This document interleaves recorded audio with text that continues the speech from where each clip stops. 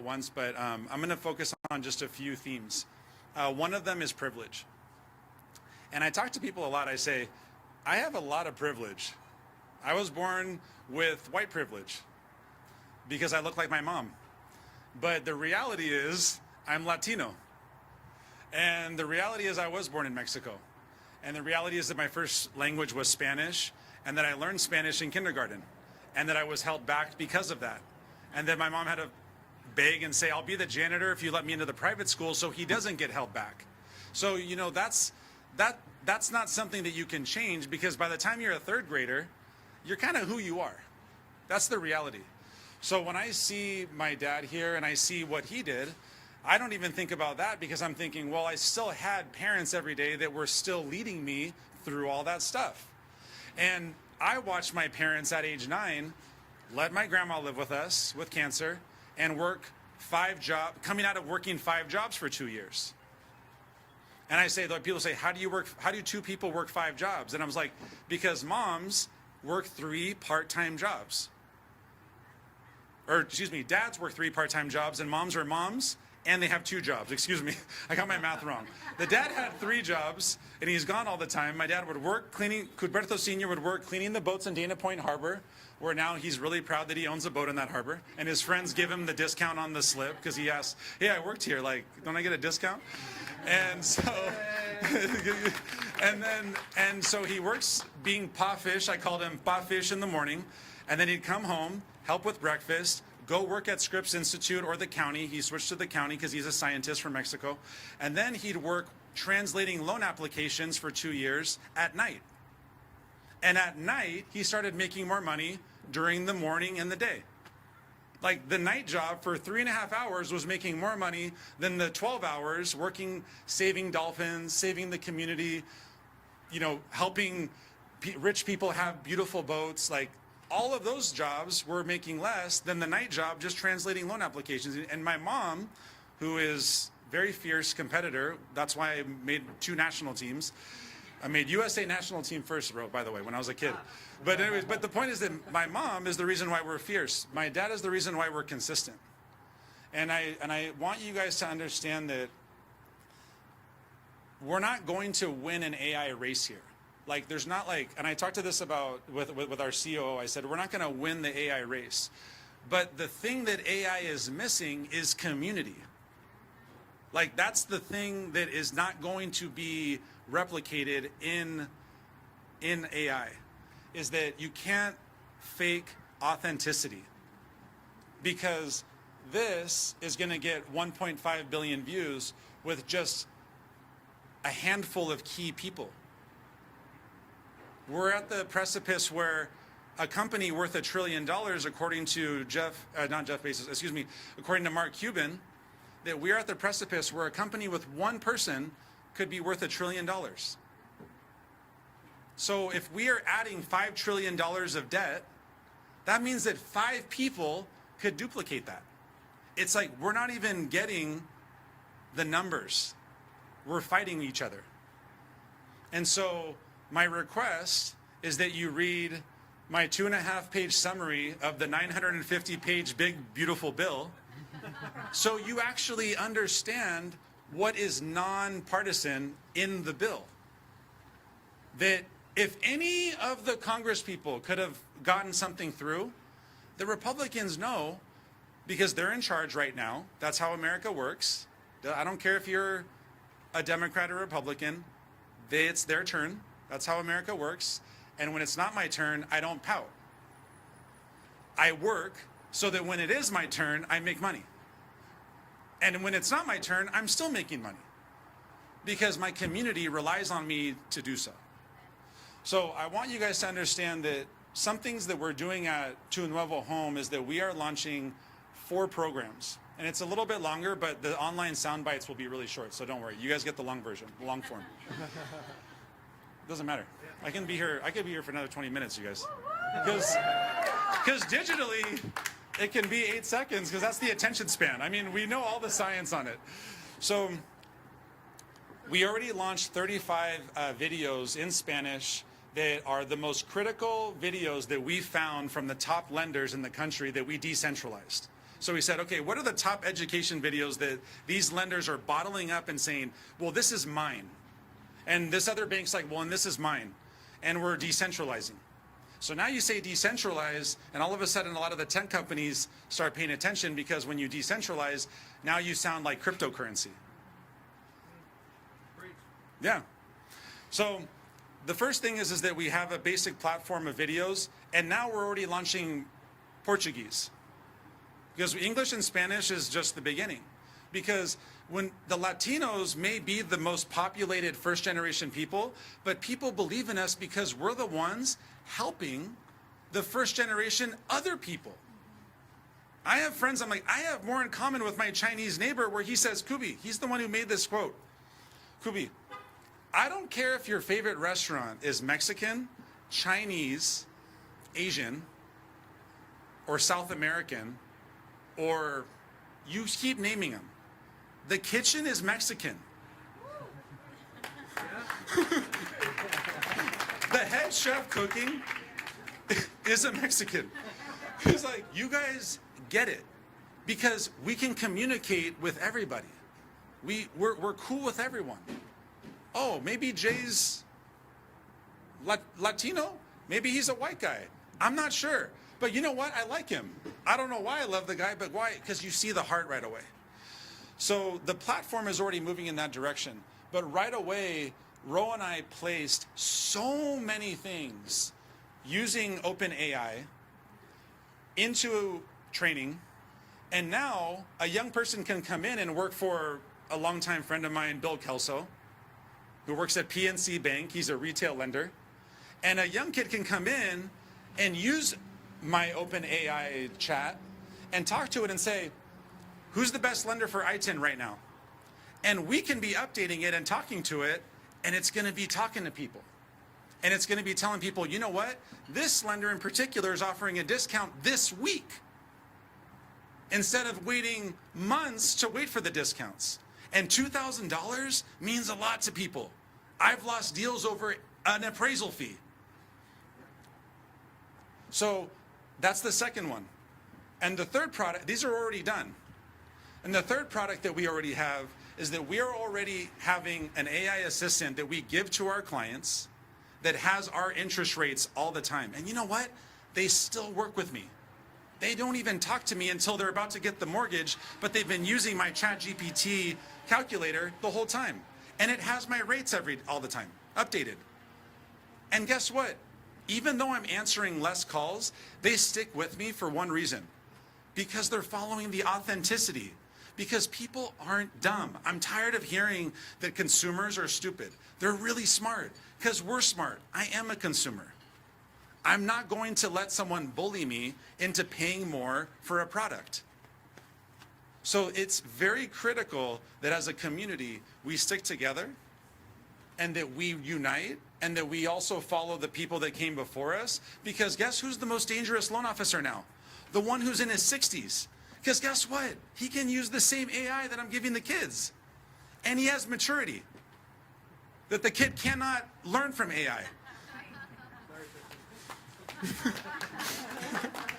So it takes a lot of partners that are willing to adopt technology. Lifelong friends, like my friend Stephen Carollo, who's here. He's a title guy, but he crushes for people all over LA.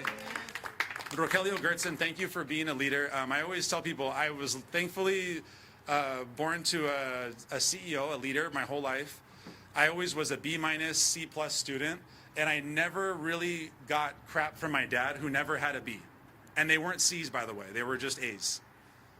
And I never really got a lot of heat for that. And yet he's like, why do I need a website? And in the 90s. And I programmed his website because I love coding. And my mission is that this is the first man who actually wanted to make me a chief technology officer. Because I've been talking to people a long time about my ideas, and this is the first person that wanted to do it. So I can sit here and tell you guys that I'm coming up with all these things, but it's always been there. The man is revealed in a circumstance. It wasn't just there in a moment. The man is revealed. And I really appreciate you for revealing who I am to more people. So thank you. Yeah.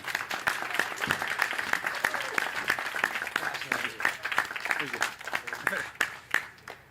Man, sorry, did not expect to get emotional. I appreciate you. Thank you. Geez, Cubie Sr. was supposed to make me cry, not Cubie Jr. Man, honestly, I can't say enough amazing things about Cubie. This is not just because, thank you. I don't know how many more I need. And it's not just because we work together. It's not just because he believes in this vision, and it's not just because people are now finding out what he does. What I really love about Home and what we're building is that we're finding people that share that heart, that have that passion.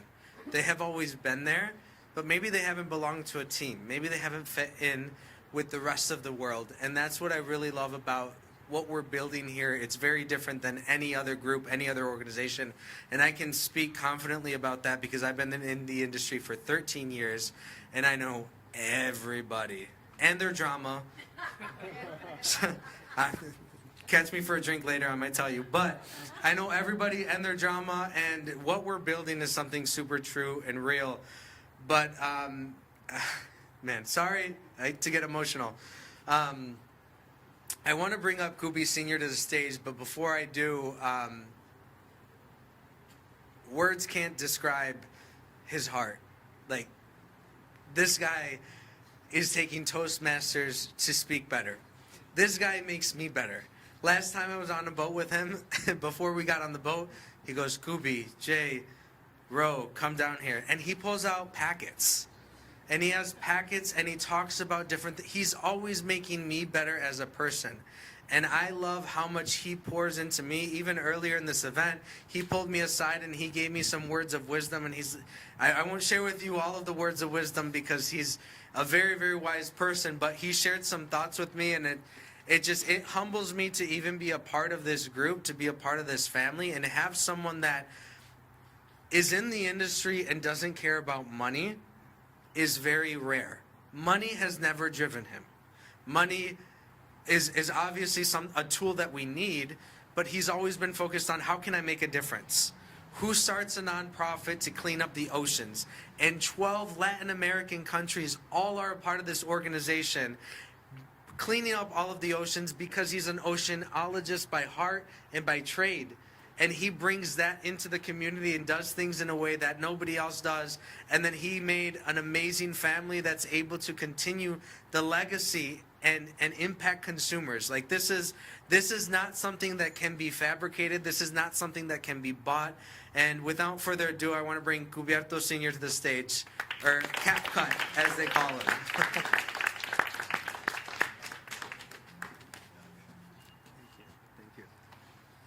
Okay.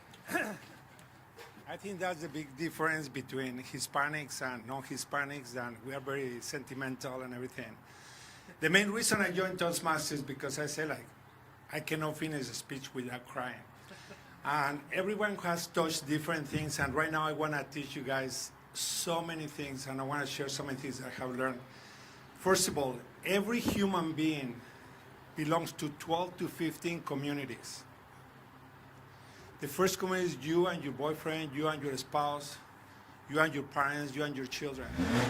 You can sit down, and it may sound stupid, but if you sit down and see how many communities you are part of, it's between 12 and 15. But why is that you don't have the desire to wake up in the morning? You don't want to take a shower, you don't want to just go on with your day. Why there is so much suicide? Because nothing is anchoring you in life. So probably 9 years ago, after the big recession, I go, okay, I had to find my passion again. And like all the businesses, when they start with in a napkin, they say, okay, what are the two things that you're passionate about it? I say, children and the ocean. Okay, so create a possibility. It's possible to reverse the effects of pollution in our ocean by educating our youth. I go, okay, so now you have to create a community program. And Rogelio, that's what I was trying to share. Because I go, okay, this is a stupid exercise. I mean, okay, so so you had to raise $5,000 and educate 500 children. Okay? How am I going to get 500 kids? And in Mexico, because I had to create love and affinity with Baja. The bottom line is psychologists give the $5,000, but that doesn't create a community.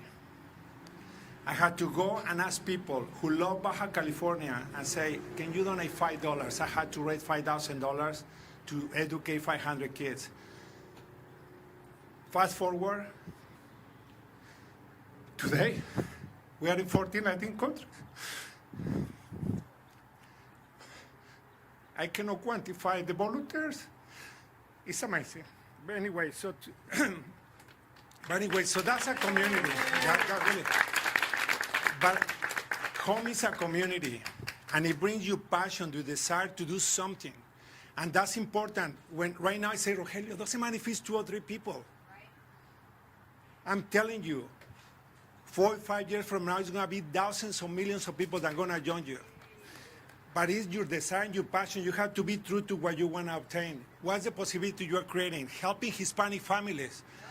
And my speech comes to that because it says, why is so important to help a Hispanic family achieve homeownership in the United States? And I'm not talking about the people that are born and raised here like my son. Well, my son wasn't born here, but like Christian or my other daughter. It's about the people that have migrated to, like me, or like many of you guys. Why is it important? Because the meaning of home for a Hispanic is completely different. And I'm going to touch that in a little bit. I came to the United States in April 1st, 1987. I married a Southern California girl.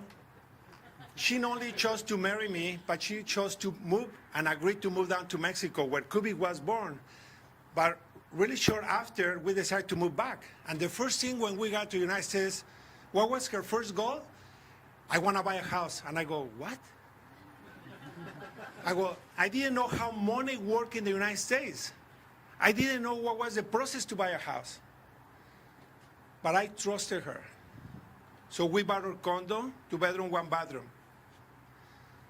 18 months later, she says, well, I want to move up. Okay, by then, I knew a little bit about the home process, about lending, and the loan officer didn't know any English, Spanish. She wasn't bilingual.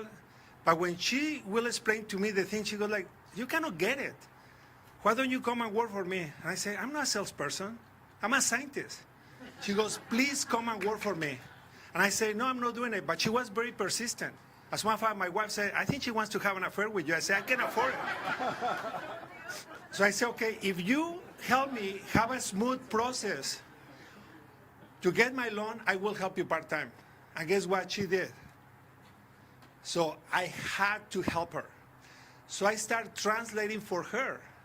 And when I will go to the people's house, I will sit down right there. I just have to do my time. I promised her to do it. And I will translate that. People say, will you do it? Well, I did it. But I realized something really important. Then they were experiencing the same thing that I experienced when I first bought my home. They have no clue about the process of how money works in the United States. They had no clue. They have no clue how the process to buying a house work.